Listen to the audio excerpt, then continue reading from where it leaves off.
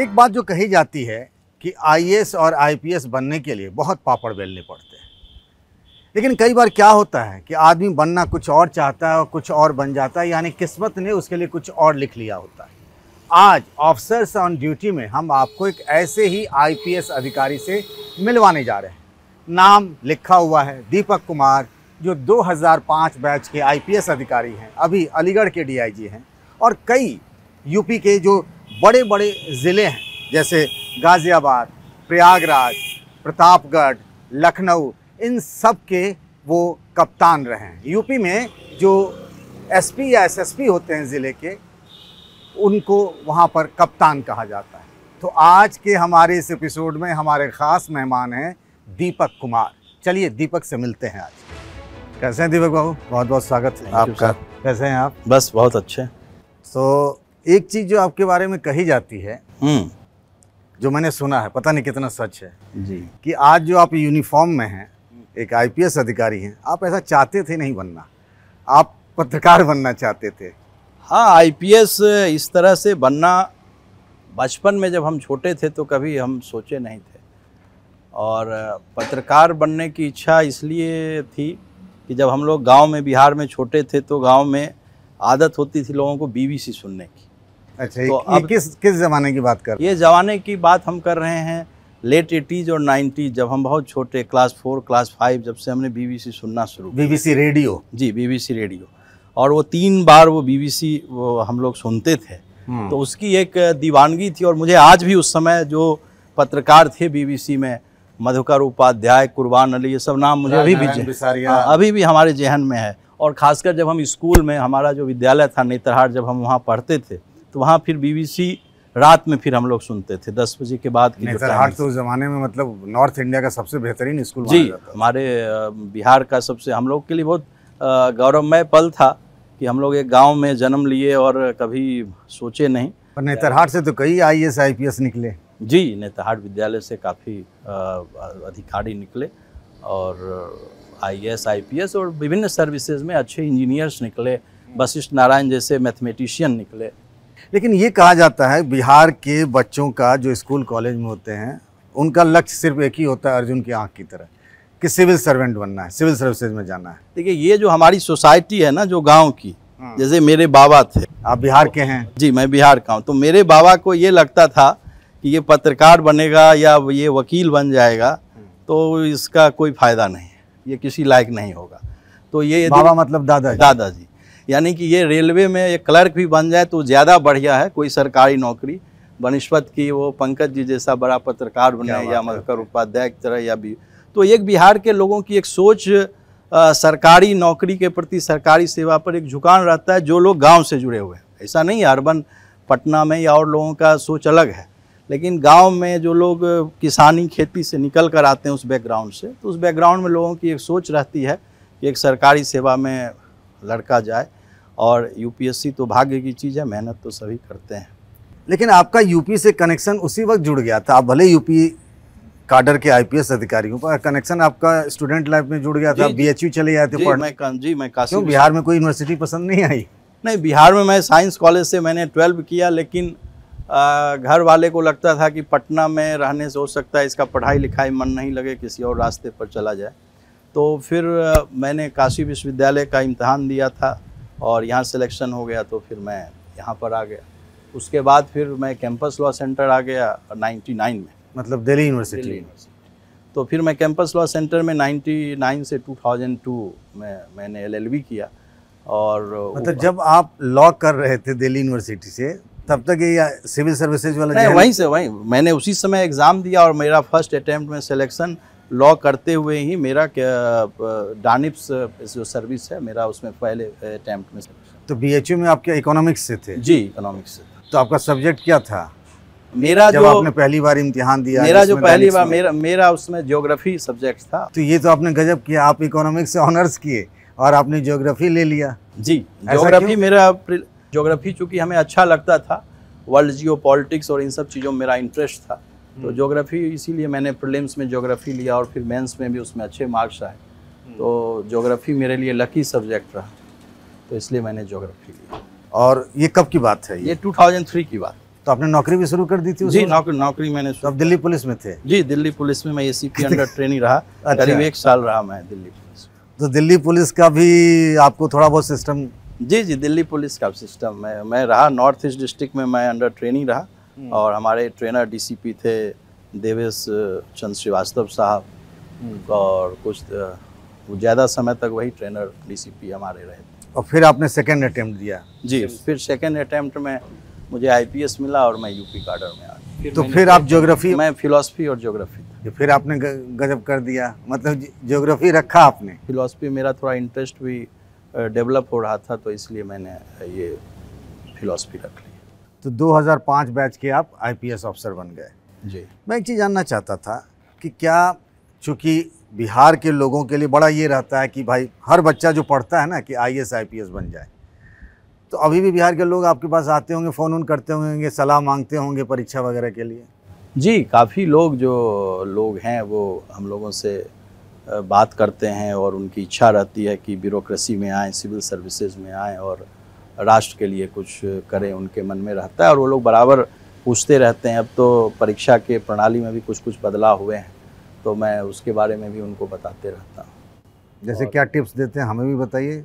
तो आदमी को जो भी इस जॉब में जिनका भी इंटरेस्ट है, तो उनको अपने कंट्री के बारे में, अपने देश के बारे में, देश की ज्योग्राफी, देश की का जो कल्चर है, देश की जो हिस्ट्री है, हिंदुस्तान का जो रहन सहन है, साइंस की थोड़ी जानकारी और जो इंटरनेशनल और नेशनल एरेना में जो रोज़ चेंजेस हो रहे हैं उस पर उनका इंटरेस्ट रहना चाहिए। यदि कोई भी व्यक्ति, कोई भी स्टूडेंट जिसका इंटरेस्ट नेशनल और इंटरनेशनल इलाके में क्या रोज़ घटनाएं घट रही हैं, उसका सोसाइटी पर क्या इम्पैक्ट पड़ रहा है, कल्चर पर उसका क्या इम्पैक्ट पड़ रहा है, यदि इस पर किसी का लगातार वो नज़र रखे और साथ ही साथ जो मैंने आपसे कहा कि Indian history, Indian culture, world history, world का जो कल्चर है, जो फोक कल्चर है हमारा और जो जियो पॉलिटिक्स है, इस चीज़ को यदि 6 से 12 तक की जो बुक्स है उसको यदि ठीक से विद्यार्थी पढ़े, एनसीईआरटी की, आईसीएसई किसी बोर्ड की, बिहार बोर्ड की, किसी बोर्ड की किताब पढ़े, आदमी इस 6 से 12 तक के स्टैंडर्ड में इन सभी चीज़ों के यदि पढ़े, मतलब आपका कहने का मतलब है कि बेसिक आपका स्ट्रॉन्ग होना चाहिए। जी। इसके अलावा भी कोई ऐसी 5-6 बहुत जनरल और पॉपुलर किताबें हैं जो लोग सिविल सर्विसेज की तैयारी के दौरान पढ़ते हैं, जो आपने भी पढ़ी होंगी? देखिए, हम लोगों के समय, हम अब जैसा मैंने आपसे कहा कि पहले 2 सब्जेक्ट थे, अब सब्जेक्ट चेंज हो गए। जीके में भी रोज़ नई चीज़ें रोज़ चेंज हो रही हैं, लेकिन आदमी को, किसी भी व्यक्ति को जनरल स्टडीज़ में इंडिया की जो वर्तमान जो इंडिया है, इंडिपेंडेंस के बाद जो इंडिया की पोजीशन है, इंडिपेंडेंस के पहले जो भारत की मॉडर्न हिस्ट्री इंडिया की क्या है, मिडिएवल हिस्ट्री क्या है, एंशिएंट हिस्ट्री क्या है, और इंडिया का जो कल्चर रहा पूरे देश का, सदर्न इंडिया का क्या कल्चर है, नॉर्दर्न इंडिया का क्या रहा, इसके बारे में आदमी को अलग अलग बुक के बारे में जानना चाहिए। हम जैसे बिहार के रहने वाले हैं, तो बिहार से रिलेटेड जो बुक्स हैं, बिहार का जो सोशल, रिलीजियस, कल्चरल एस्पेक्ट है, उसमें जो चेंज आ रहे हैं उसके बारे में जानना चाहिए। तो आप जब अपने इन सब चीज़ों के बारे में जानेंगे तो आपका अपने आप इंटरेस्ट डेवलप होगा। क्या ऐसा भी होता है जो आमतौर पर एक बड़ा परसेप्शन बना हुआ है कि सिविल सर्विसेज के लिए 18 घंटा 19 घंटा पढ़ना पड़ता है, मतलब बिल्कुल आप पूरी दुनिया से कट जाते हैं, ऐसा है क्या? नहीं, ऐसा कुछ नहीं है। कोई व्यक्ति, मैंने आपसे कहा यदि आपका बेस सही है, यदि आप ज्योग्राफी को ठीक से जान रहे हैं, जियो पॉलिटिक्स ठीक से जो भी आपका ऑप्शनल सब्जेक्ट है, जो भी आपका सब्जेक्ट है, जो जीएस है आपका 6 से 12 तक का आपका यदि बेसिक स्ट्रॉन्ग है, इंडियन कॉन्स्टिट्यूशन को आप समझ रहे हैं, क्या प्रॉब्लम है हमारे देश में, क्या कल्चरल प्रॉब्लम है, क्या डाइवर्सिटी है, उसकी यूनिफिकेशन के लिए क्या करना चाहिए, तो बहुत ज़्यादा 17-18 घंटा कोई पढ़ने की ज़रूरत नहीं है, लेकिन रेगुलर पढ़ने की ज़रूरत है, रेगुलर हमको किसी के साथ रहने की ज़रूरत है। ऐसा आपने क्या कोई ग्रुप बना लिया था 5-6 लोगों का कि वो जो हैं उनके साथ बैठ के आप डिस्कशन किया करते थे? देखिए, हम लोगों के साथ एक थोड़ा सा लर्न करने में, याद रखने में शायद एकदम निश्चित रूप से इसका हम लोगों का एक फ़ायदा ये था कि हम लोग स्कूल के बैकग्राउंड कारण, नेतहाट जो हमारा विद्यालय था उसके बैकग्राउंड कारण, हम लोग विद्यालय से जुड़े हुए लड़के जो दिल्ली में थे, हम लोग एक दूसरे से काफ़ी मिलते रहते थे। हमारा जो रूममेट है, जो हम लोग साथ रहे स्कूल डेज से ही, वो भी 2005 में ही कस्टम एक्साइज सर्विस में है। हमारा एक और साथी जो हम लोगों के साथ ही रहा, वो CBI में है, वो छत्तीसगढ़ काडर में है, अभिषेक सांडिल, वो भी हमारे विद्यालय का था। मतलब आप लोग जो ग्रुप में पढ़ाई कर रहे थे, कई सारे लोग सिविल सर्विसेज पास कर गए। कुमार रवि जो पटना डीएम रहा बहुत दिन, अभी बहुत दिन कमिश्नर तक पटना है, डीएम वो भी थे। हमारे ही बैच में है। हम लोग साथ साथ इंटरव्यू, वो भी हमारे स्कूल का विद्यालय का। नेतरहाट के वो हाँ, हम लोग सब एक ही बैच के, स्कूल में भी हम लोग एक ही बैच में थे, सर्विस में भी हम लोग 3 लोग तो एक ही बैच में हैं। हम लोग अपने स्कूल के 7 जो स्टूडेंट्स हैं वो सिविल सर्विस। मतलब अच्छे स्कूल से होना फायदे का होता है। देखिए, इसका फ़ायदा ये होता है कि चूँकि आपके जो दोस्त हैं, आपके चड्डी बड्डी आपके साथ रहते हैं, तो आप उनके साथ सभी तरह की बातें करते हैं, तो इससे जो डिस्कशन होता है उसमें ओपननेस रहती है, और उसमें फिर याद आदमी को, क्योंकि आप उसके साथ खुलकर किसी चीज़ों पर डिस्कशन कर रहे हैं, चाहे वो इंडिया की फॉरेन पॉलिसी हो, चाहे विदेश की हो, चाहे गल्फ़ के साथ हमारे रिलेशन हो, चाहे चाइना के साथ हो, या विद इन इंडिया जो चीज़ें हैं उस पर आप खुलकर जब डिस्कशन करते हैं तो फिर नए नए पर्सपेक्टिव से भी लोग सोचते हैं। और चूँकि डिफरेंट सब्जेक्ट से लोग रहते हैं तो अपने अपने हिसाब से चीज़ों को कहते हैं। तो एक जो छोटा ग्रुप रहे, बड़ा ग्रुप नहीं रहे, बट एक स्मॉल ग्रुप जो 4 से 6 लोगों का है, जो लाइक माइंडेड लड़के रहें, और उनका लेवल भी एक रहे। यदि लेवल में बहुत ऊपर नीचे रहता है कि किसी का नॉलेज कम है, किसी का ज़्यादा है, तो फिर एक फ्रस्ट्रेशन भी लोगों का। तो आपने कोचिंग भी की थी? नहीं, मैंने सर कोई कोचिंग नहीं की। और इंटरव्यू की तैयारी कैसे की थी? इंटरव्यू की तैयारी अपने दोस्तों के साथ की, और एक आध जो ग्रुप थे उन लोगों के साथ जाकर हमने किया था। कुछ ऐसे भी सवालात होते हैं जो कोई भी जाए सिविल सर्विसेज के इंटरव्यू में तो पूछा ही जाता है, ऐसा कुछ कॉमन भी होता है? क्योंकि आप लोग जब निकल के आते होंगे तो बात करते होंगे। नहीं, बहुत सारा ये पूछा गया, उससे ये आपके बैकग्राउंड से रिलेटेड चीज़ ये कॉमन रहती है। हमने 2 अटेम्प्ट लिए, दोनों बार इंटरव्यू दिया, दोनों बार अलग बोर्ड था, बट वो सब क्वेश्चन तो सामान्य रहते हैं कि जो जनरल जो हमारा बैकग्राउंड है, जिस तरफ से हम आए हैं, जो हमारी पढ़ाई है, तो इसके बारे में क्वेश्चन पूछे जाते हैं, जो एक जनरल रहता है। फिर बोर्ड जब इंटरव्यू जब स्टार्ट होता है तो फिर अलग अलग दिशा में बात बढ़ती है, तो फिर उसके बारे में फिर उसी के हिसाब से इंटरव्यू चलता है। फिर वो कहाँ जाएगा ये कोई पहले से तय। सिविल सर्विस करने के लिए अंग्रेजी में पारंगत होना ज़रूरी है क्या? अच्छी बोल अंग्रेजी देखिए अच्छी होनी चाहिए। सवाल पूछते हैं अंग्रेजी में? निश्चित रूप से अंग्रेजी में आदमी को अच्छा होना चाहिए और नॉलेज होना चाहिए, चूँकि जो आपका जो नॉलेज है, यदि आपके पास इंग्लिश का अच्छा ज्ञान है, इंग्लिश की बुक्स आपके पास अच्छी हैं, तो इंग्लिश में अच्छी बुक्स हैं, अच्छे मटेरियल्स हैं, तो आपका नॉलेज ज़्यादा रहेगा, होलिस्टिक रूप से आपका नॉलेज रहेगा। तो जो लोग हिंदी मीडियम से पढ़ते हैं उनके लिए तो डिसएडवांटेज हो जाएगा। निश्चित रूप से यदि आप में कॉन्फिडेंस है, मैं खुद मैंने हिंदी मीडियम में ही एग्ज़ाम दिया है, लेकिन इंग्लिश मीडियम की बुक्स का ज़रूर, जो भी हिंदी मीडियम या किसी भी राष्ट्रीय भाषा के छात्र हैं, उनका मीडियम है, उनको ज़रूर इस बात का ध्यान रखना चाहिए इंग्लिश मीडियम की उस बुक्स को पढ़ें, चूँकि उससे एक होलिस्टिक व्यू उनको समझ में आएगी, उनको वर्ल्ड पर व्यू को अच्छे तरीके से समझ पाएंगे, उसको ग्रहण कर पाएंगे, और उसका उनको निश्चित रूप से एक फ़ायदा, जब वो अपना आंसर लिखेंगे तो उसमें भी उनको। मान लीजिए कोई हिंदी मीडियम से पढ़ के गया सरकारी स्कूल से जी, और वहाँ इंटरव्यू बोर्ड के जो मेंबरान हैं वो उससे अंग्रेजी में पूछ रहे हैं, तब अब क्या होगा? नहीं देखिए, वो तो मिनिमम आपको मालूम होना चाहिए कि सिविल सर्विस में आपको जब मेंस का आप एग्ज़ाम देते हैं तो आपका एक इंग्लिश में पास होना मस्ट है। आपका जो इंग्लिश में पास होगा वही उसी की कॉपी चेक होती है। तो इंग्लिश में पास होना मस्ट है, ये इंग्लिश में, और जो भी उनका लैंग्वेज है, जो सेकंड लैंग्वेज है, उसमें पास होना मस्ट है।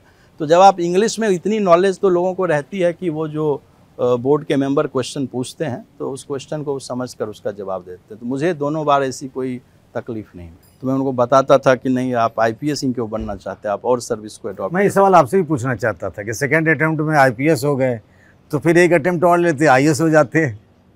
ऐसा है कि बहुत सारी चीज़ें भाग्य होती हैं, और मुझे, जैसा मैंने आपको बताया कि फर्स्ट अटेम्प्ट मुझे डानिश मिला, सेकेंड अटेम्प्ट मुझे IPS मिला, तो हमें लगा कि ईश्वर को यही मंजूर है और यूनिफॉर्म की सर्विस में हमको रहना चाहिए, इसलिए मैंने फिर कोई अटेम्प्ट लेना। हालांकि मेरे उस समय 4 अटेम्प्ट मिलते थे हम लोगों को, तो मैंने फिर कोई अटेम्प्ट नहीं लिया। आपका जो वो फैसला था, आपको लगता है सही है ये यूनिफॉर्म वाला, वर्दी वाला? निश्चित रूप से आज जो भी मुझे लोग जानते हैं, तो मैं इसके लिए 2 जगह का मैं बहुत ऋणी हूँ।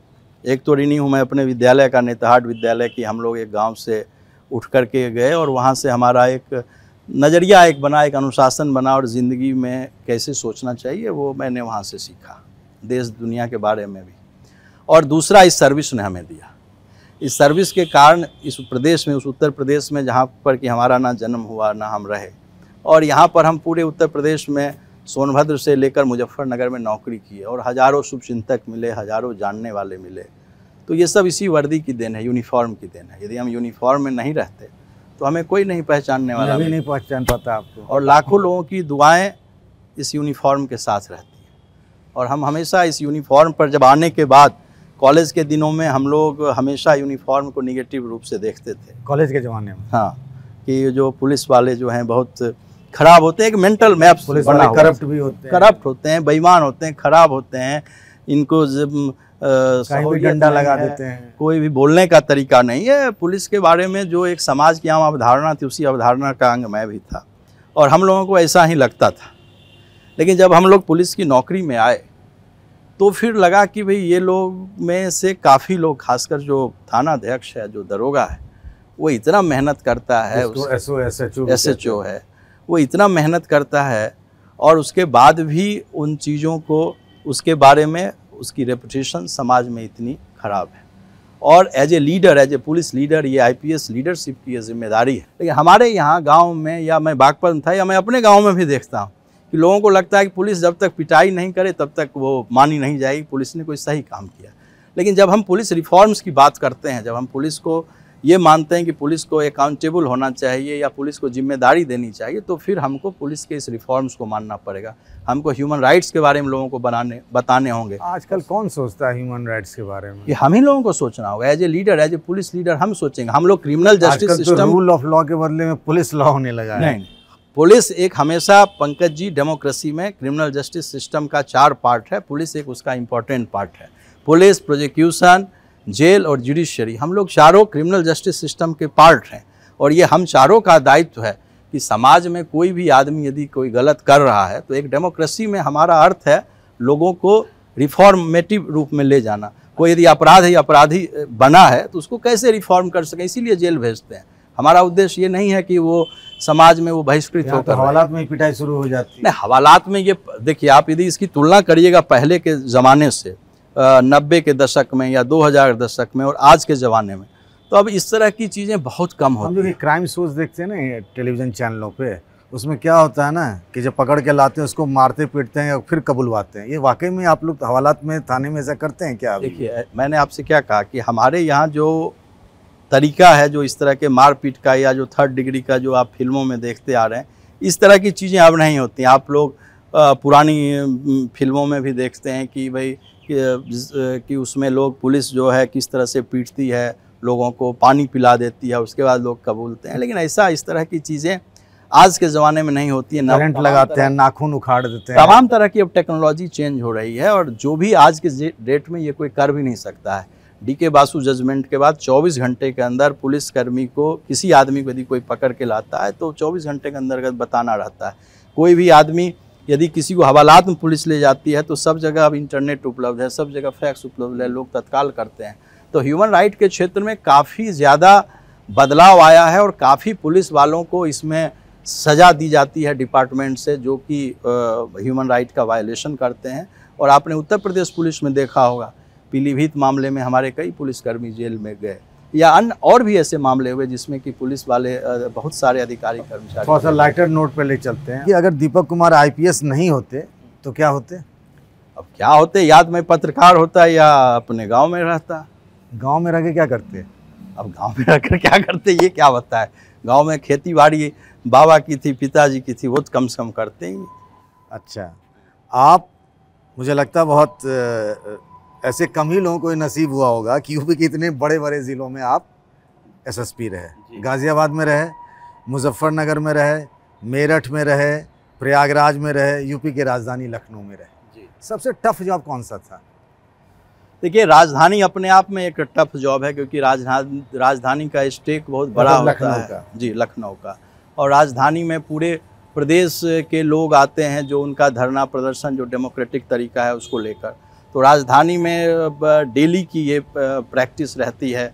इसके अलावा जो पुराना लखनऊ था, पुराने लखनऊ का अपना एक अलग मिजाज है, वहाँ का जो हिस्टोरिकल मिजाज है, वहाँ के जुलूस का और इन सब चीज़ों का लेकर। तो लखनऊ को आप इससे यदि हम अलग कर देते हैं तो मेरठ जो है एक टफ ज़िला हमें लगा। ये कहा जाता है ना कि मेरठ जैसे इलाके हो गए या मुजफ्फरनगर, ये सब 2 चीज़ों के लिए, एक तो यहाँ क्राइम भी बहुत है और दूसरा हिंदू मुस्लिम पोलराइजेशन की वजह से छोटी छोटी बात पे कम्युनल पोलराइजेशन हो जाता है और सांप्रदायिक दंगे फसाद झगड़े हो जाते हैं।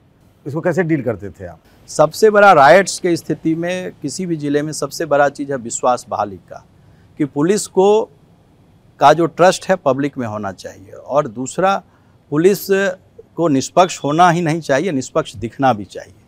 किसी भी कम्युनिटी को, किसी भी जाति, किसी भी धर्म के लोगों को यह महसूस होना चाहिए कि हम अपनी बात यदि पुलिस कप्तान से कहते हैं या SHO से कहते हैं तो हमारी बात को वो सुनेगा। तो जो इस तरह की जो समस्याएं होती हैं, जो राइट्स की समस्याएं होती हैं, वो बहुत ही कम हो जाती हैं। उसको लेने वाला कोई नहीं रहता है। और हमने अपनी नौकरी में इस तरह के तमाम चीज़ें देखा, मुजफ्फरनगर हो, मेरठ हो, प्रयागराज हो, जहाँ पर कि लोग यदि आप पर भरोसा करते हैं तो आपके साथ खड़े होंगे और इस तरह की जो भी स्थिति होगी उसको लोग ख़त्म करने का प्रयास करते हैं। ये कहा जाता है यूपी के बारे में, चूँकि पॉलिटिकली बड़ा एक्टिव है, और कहते हैं कि दिल्ली की सत्ता का रास्ता लखनऊ से होकर जाता है। पॉलिटिकल प्रेशर्स भी आते होंगे, आप तो सबके सरकार में रहे। जी, मैं तो बहुत लकी रहा कि मैं 2016 में मैं SSP गाज़ियाबाद था, और जब सरकार परिवर्तित हुई तो मेरे ड्रीम में भी नहीं था कि मैं लखनऊ SSP बनूंगा, और मैं लखनऊ SSP बनकर मतलब अखिलेश यादव थे, फिर योगी आदित्यनाथ CM बन गए, और मैं गाज़ियाबाद से सीधे लखनऊ बन गया। ऐसा कभी नहीं हुआ कि सरकार बदली हो, SSP गाज़ियाबाद SSP लखनऊ बने।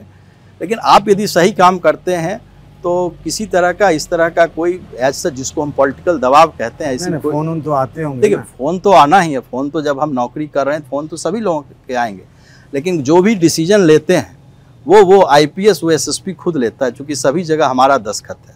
तो किसी भी पाप और पुण्य का भागीदार वो अधिकारी ही है। मैं जितने भी ज़िले में SSP रहा, उन जगह जो भी मैंने डिसीजन लिया, उन सभी डिसीजन के अच्छाई और बुराई सबका जिम्मेदार मैं, क्योंकि वो सब डिसीजन हमने लिया।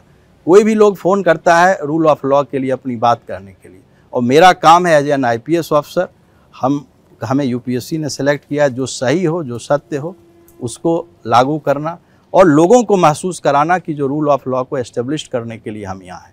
एक बार बताइए कि जब खाली होते हैं, फुर्सत मिलती है, मतलब खाली का कह रहा हूँ, फुर्सत मिलती है, तो फिर दीपक क्या करते हैं?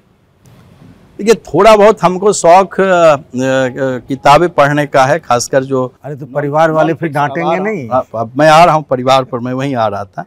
तो एक तो वो शौक है, दूसरा जो शौक है, जो पुलिस के रूप में जो मैं नुकसान देखा कि पुलिस, वो सभी पुलिसकर्मी के साथ होगा, वो परिवार वालों का होगा। जैसे मैं SP इतने दिन रहा, तो सबसे ज़्यादा यदि नुकसान हुआ तो मेरी जीवन संगिनी को हुआ, क्योंकि उसको मैं कभी शाम का टाइम नहीं दे पाया। झगड़े होते होंगे तब? तो निश्चित रूप से होगा। झगड़ा होना क्या भाई, हम ध्यान नहीं दे रहे हैं, वो तो हम सब की जो वाइफ है, उन सब की कृपा हम पर है कि भाई वो लोग कभी कुछ हम लोगों को नहीं करती हैं, क्योंकि हमारे बच्चों में जो भी इल्म आया, जो पढ़ाई आई, सब कुछ पर अकेला ध्यान हम लोगों की वाइफ ही देती है, उनका बहुत बड़ा रोल रहता है। आपकी एक बिटिया है? जी।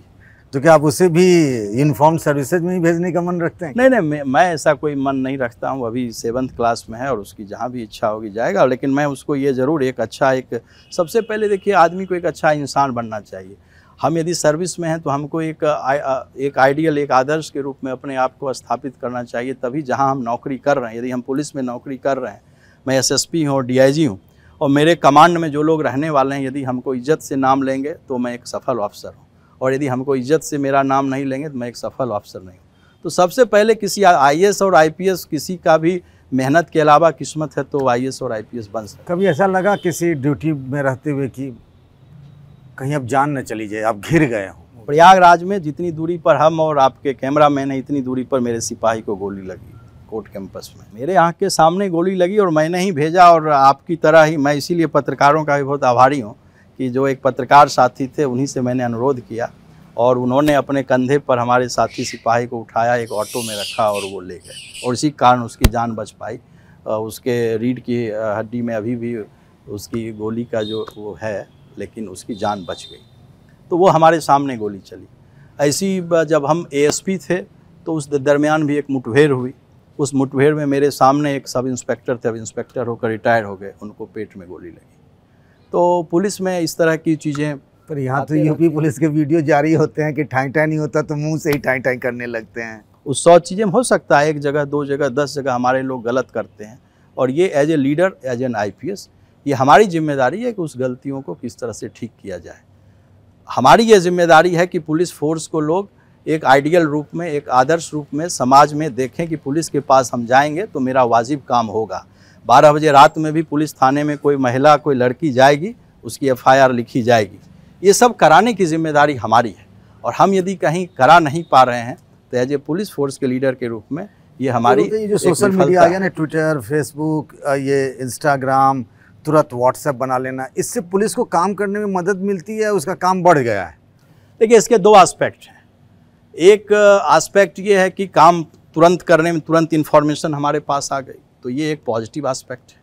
लेकिन इसका एक निगेटिव एस्पेक्ट ये आ गया कि जो इन्फॉर्मेशन है काफ़ी लोगों के पास चली जाती है, और ख़ासकर जो एक निगेटिव साइड जो मैं पा रहा हूँ कि जो नए उम्र के लड़के हैं जिनका विवेक अभी उस तरह का नहीं है, 12 साल, 14 साल, 16 साल, 18 साल के बच्चे, इस तरह के बच्चे जो कुछ अपराध में, कुछ NDPS में इन्वॉल्व हो रहे हैं, उसमें भी इस तरह की चीज़ों का, इस तरह के वीडियोज़ का काफ़ी ज़्यादा रोल आ रहा है। इसका जो एक तरफ जहाँ हमको फ़ायदा हो रहा है, वहीं जो सोशल क्राइम है उसके एस्पेक्ट में जो है हमको इसमें थोड़ा वृद्धि नज़र आ रही है। और इसको हॉलिस्टिक रूप से समाज में सभी लोग, ये सिर्फ पुलिस की प्रॉब्लम नहीं है, चाहे पुलिस रहे, चाहे सोशियोलॉजी, सोशल वर्कर, साइकोलॉजिस्ट, इन सब की, ये सबको मिल करके हॉलिस्टिक रूप से इस प्रॉब्लम को दूर कर। क्या दीपक कुमार भी नेता बनना चाहते हैं क्या? नहीं, मेरी कोई इच्छा नहीं है। मैं एक पुलिस ऑफिसर के रूप में, एक वर्दीधारी के रूप में देते रहते हैं।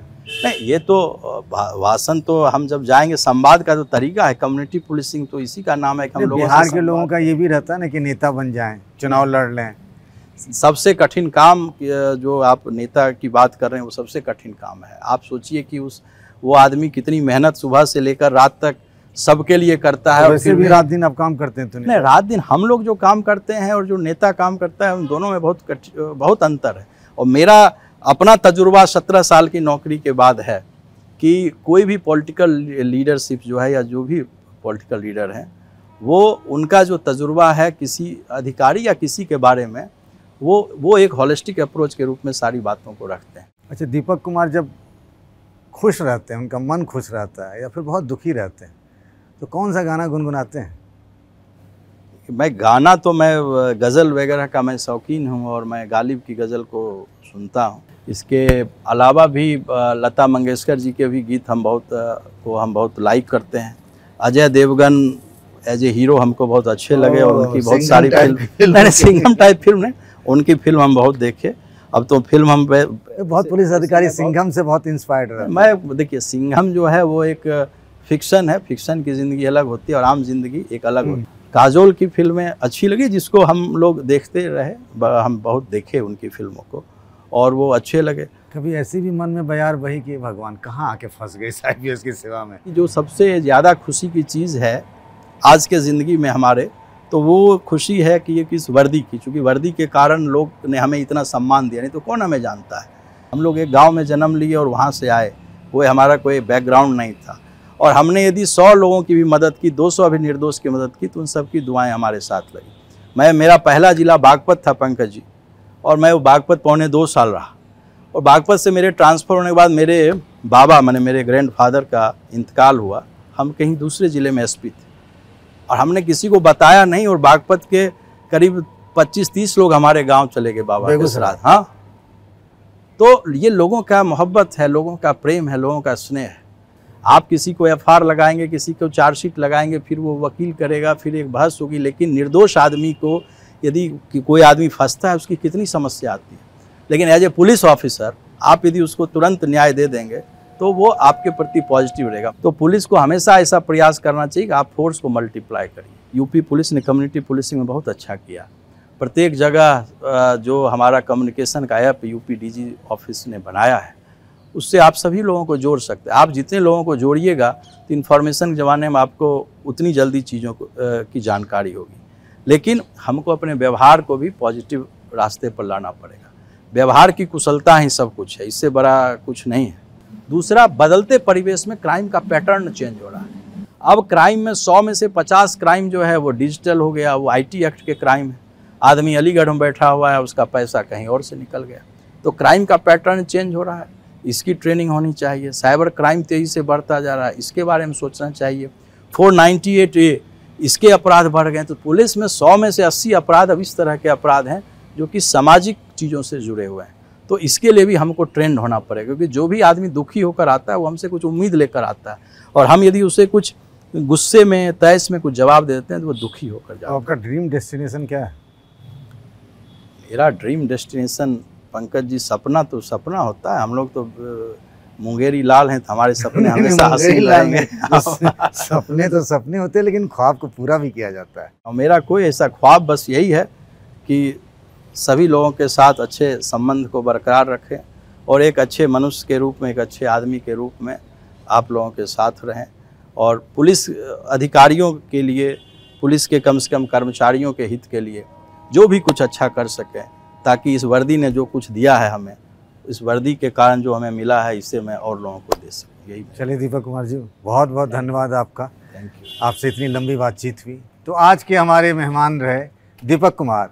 अगले एपिसोड में हम आपकी मुलाकात किसी एक और ही ख़ास मेहमान से, वो IAS हो सकते हैं या IPS हो सकते हैं, उनसे करवाएंगे। नमस्कार।